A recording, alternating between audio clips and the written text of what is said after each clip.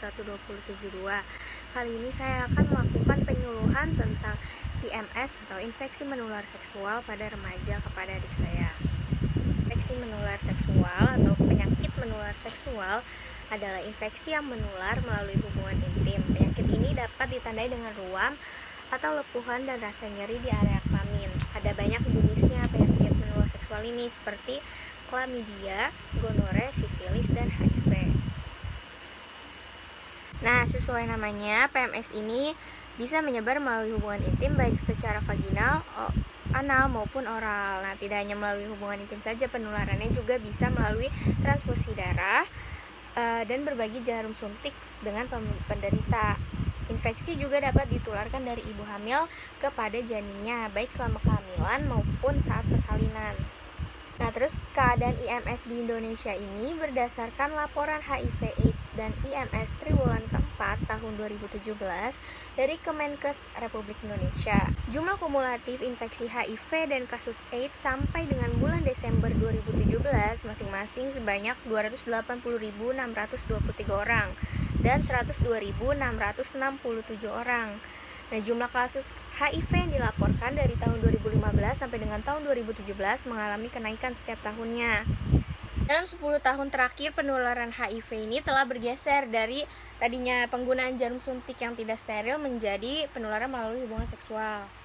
Nah, berdasarkan data dari sebagian besar institusi pendidikan dokter spesialis atau IPDS, dermatologi, dan venereologi di Indonesia, IMS yang paling sering itu adalah kutilansia genital, gonore, dan sifilis.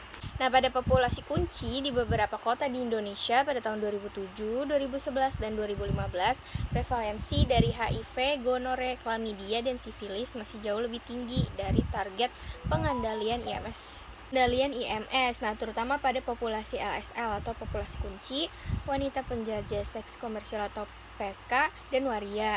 Sayangnya, pengetahuan komprehensif mengenai IMS dan HIV ini serta penggunaan kondom pada populasi tersebut masih sangat rendah. Kita masuk kepada jenis-jenis IMS. Nah, yang pertama itu ada HIV. Nah, HIV ini adalah virusnya yang menyebabkan AIDS. Nah, virus ini menyerang sel-sel sistem kekebalan tubuh seseorang. Jadinya orang tersebut tidak memiliki perlindungan terhadap infeksi beserta komplikasinya. Nah, sampai saat ini belum ada tuh obat untuk AIDS. Yang ada hanya obat antivirus untuk memperlambat perkembangan penyakitnya. Nah, bagaimana gejala HIV? Yang pertama itu demam hingga menggigil, muncul ruam di kulit, muntah, nyeri pada sendi dan otot, pembengkakan kelenjar getah bening, sakit kepala, sakit perut, sakit tenggorokan, dan sariawan. Nah, penyakit yang kedua ini adalah granuloma inguinale. Nah, granuloma inguinale atau donovanosis ini adalah PMS yang disebabkan oleh infeksi bakteri Klebsiella granulomatis. Nah, kondisi ini ditandai dengan munculnya benjolan dan luka di selangkangan, penis, anus, dan di skrotum. Nah, contohnya itu ada di gambar sebelah kanan ini. Nah, lalu bagaimana gejala dari penyakit ini? Nah, gejalanya itu adalah munculnya benjolan kemerahan yang muncul di area selangkangan. Benjolan ini berukurannya kecil dan tidak menimbulkan nyeri, sehingga seringkali penderitanya itu nggak sadar. Pada penderita yang melakukan seks anal atau oral, benjolan juga muncul di area anus atau wajah. Yang ketiga ini ada penyakit herpes genital. Nah, herpes genital ini menghasilkan lesi kulit yang dingin. Kondisi ini datang dan pergi dengan lesi kulit bergejolak dari waktu ke waktu. Nah, tidak ada obat, tetapi obat antivirus yang tersedia untuk mengobati wabah dan mengurangi frekuensi flare up. Dan beberapa dapat mengurangi risiko penularan virus. Nah, lalu bagaimana gejala dari herpes genital ini? Nah, jadi tuh muncullah luka lepuh berisi cairan berwarna merah di sekelilingnya dan muncul secara berkelompok. Nah, area luka ini terlihat bengkak dan terasa lunak ketika ditekan. Luka lepuh ini akan pecah mengeluarkan cairan atau darah lalu membentuk korek. Lalu yang selanjutnya itu penyakit yang keempat, HPV atau Human Papilloma Virus. Nah, Human Papilloma Virus ini adalah virus yang menginfeksi kulit di daerah kelamin dan mengakibatkan tumbuhnya bintil-bintil semacam kutil. Nah, penyebarannya ini tidak hanya di kulit luar area kelamin saja, namun juga dapat menginfeksi layar rahim dan meningkatkan risiko kanker serviks. Nah, gejala HPV atau Human Papilloma Virus ini diantaranya seringkali tidak menimbulkan gejala.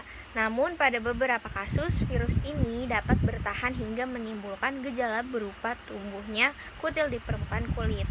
Kutil bisa tumbuh di lengan, tungkai, wajah, dan kelamin. Nah, penyakit yang kelima ini adalah sifilis. Nah, sifilis ini disebabkan oleh bakteri Treponema pallidum. Nah, penyakit ini juga dikenal dengan sebutan raja singa. Ini menimbulkan luka pada alat kelamin atau mulut. Melalui luka inilah penularan akan terjadi.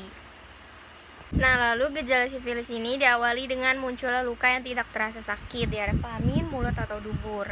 Luka pada area kelamin yang menjadi gejala dari sifilis ini sering banget nih nggak kelihatan dan nggak kerasa sakit. Jadinya penderitanya tidak sadar ada penyakit sifilis. Selanjutnya, penyakit yang keenam adalah gonore. Nah, gonore yang dikenal juga dengan kencing nanah ini disebabkan oleh bakteri Neisseria gonorrhoeae. Nah, penyakit ini menyebabkan keluarnya cairan dari penis atau vagina dan rasa nyeri ketika buang air kecil. Bakteri penyebab gonore juga dapat menimbulkan infeksi di bagian tubuh lain jika terjadi kontak dengan sperma ataupun cairan vagina. Lalu gejala gonore ini pada pria berupa keluarnya nanah dari penis dan rasa sakit saat buang air kecil, sedangkan pada wanita seringkali tidak menimbulkan gejala. Nah, di samping dari itu, gonore juga dapat terjadi pada bayi akibat tertular dari ibunya selama proses persalinan. Nah, yang selanjutnya yaitu penyakit Chlamydia. Penyakit infeksi menular seksual ini disebabkan oleh bakteri Chlamydia trachomatis. Pada wanita, Chlamydia menyerang leher rahim, sedangkan pada pria menyerang saluran keluar urin di penis.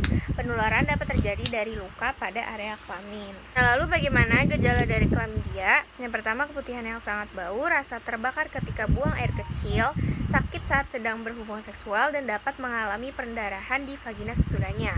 Kemudian, bila infeksi ini sudah menyebar, maka penderita akan merasa mual, demam, atau merasa sakit pada perut bagian bawah. Selanjutnya, penyakit yang ke-8 ini adalah trichomoniasis. Penyakit menular seksual ini disebabkan oleh parasit Trichomonas vaginalis. Nah, penyakit ini bisa menimbulkan keputihan pada wanita atau malah tidak menimbulkan gejala sama sekali, sehingga penderitanya ini nggak sadar menularkan penyakit ini ke pasangan seksualnya. Lalu bagaimana gejala dari trichomoniasis? Pertama, keputihan yang banyak dan berbau amis, keputihan berwarna kuning, kehijauan bisa kental atau encer, serta berbusa. Gejala selanjutnya yaitu gatal yang disertai rasa terbakar dan kemerahan di area vagina, lalu nyeri saat berhubungan seksual atau saat buang air kecil. Yang ke-9 ada Tinea cruris. Nah, infeksi menular seksual yang satu ini disebabkan oleh jamur. Ini menyerang kulit di sekitar alat kelamin, paha bagian dalam, dan bokong. Penularannya adalah melalui kontak langsung dengan penderita atau menyentuh benda yang telah terinfeksi. Nah, berikut ada gambarnya di sebelah kanan orang yang terkena Tinea cruris. Nah, untuk gejala Tinea cruris diantaranya yaitu ruam kemerahan dengan bentuk melingkar seperti pulau dan bagian tepinya tampak lebih merah, kulit pecah-pecah dan terkelupas, warna kulit menjadi lebih terang atau lebih gelap. Selain gatal, kulit di daerah selangkangan juga terasa perih seperti terbakar. Nah, yang terakhir ada candidiasis. Penyakit ini disebabkan oleh jamur Candida. Sama seperti IMS lainnya, penularan penyakit ini dapat terjadi melalui hubungan seksual dengan penderita. Nah, bagaimana gejala dari candidiasis? Yang pertama, bercak putih atau kuning di lidah, bibir, gusi, langit-langit mulut, dan pipi bagian dalam. Kemerahan di mulut dan tenggorokan, kulit pecah-pecah di sudut mulut, dan rasa nyeri saat menelan. Nah, penyebab IMS ini dibedakan menjadi 4 kelompok, yaitu IMS yang disebabkan bakteri seperti gonore, infeksi genital non-spesifik, sifilis atau raja singa, ulcus mole, limfoma granuloma venerum, dan vaginosis bakterial. Terus yang kedua yaitu IMS yang disebabkan oleh virus seperti herpes genitalis, kondiloma acuminata, infeksi HIV dan AIDS, hepatitis B, molluscus contagiosum. Lalu yang ketiga IMS yang disebabkan jamur, yaitu Candidiosis genitalis.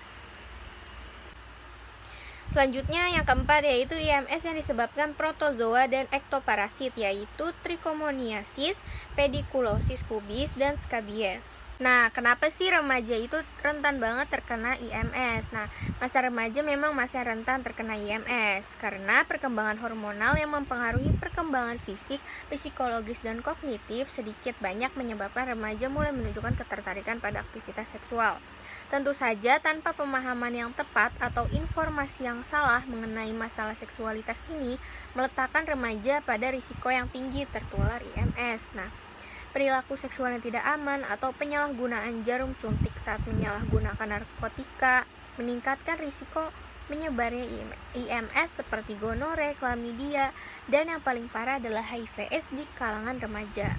Lalu apa saja bahaya dari IMS ini? Yang pertama, menyebabkan kemandulan, menyebabkan komplikasi penyakit, dapat merusak penglihatan, otak, dan hati, dapat menyebabkan kanker leher rahim, dapat menular pada bayi, rentan terhadap HIV, dan IMS tertentu dapat menyebabkan kematian. Nah, apa saja pencegahan IMS yang dapat dilakukan? Nah, yang A, abstinence, yaitu tidak berhubungan seksual sebelum menikah. B, be faithful, yaitu saling setia pada pasangan yang sah.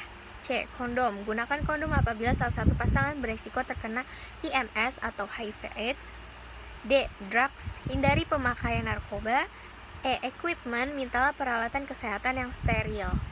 Nah, pencegahan IMS selanjutnya yaitu mencegah transfusi darah yang belum di-screening, berhati-hati untuk menangani segala hal yang tercemar oleh darah segar, mencegah pemakaian alat-alat tajam yang tidak steril, segera memeriksakan diri bila timbul gejala-gejala IMS yang dicurigakan, mencegah masuknya transfusi darah tambahan yang belum diperiksa kebersihannya dari IMS ke dalam tubuh, mencegah pemakaian alat-alat tembus kulit yang tidak suci hama atau tidak steril, misalnya jarum suntik, alat tato, alat tindik, dan sejenisnya yang bekas dipakai oleh orang lain.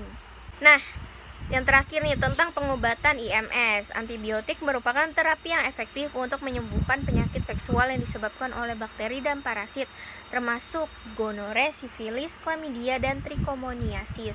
Kemudian obat antivirus juga dapat mengurangi resiko terjadinya infeksi berulang semacam herpes apabila diminum secara rutin. Dan yang perlu diingat adalah pengobatan infeksi menular seksual ini tidak dapat dilakukan pada satu orang saja, namun juga pada pasangan seksualnya. Sekian penyuluhan infeksi menular seksual pada remaja yang saya sampaikan. Wassalamualaikum warahmatullahi wabarakatuh.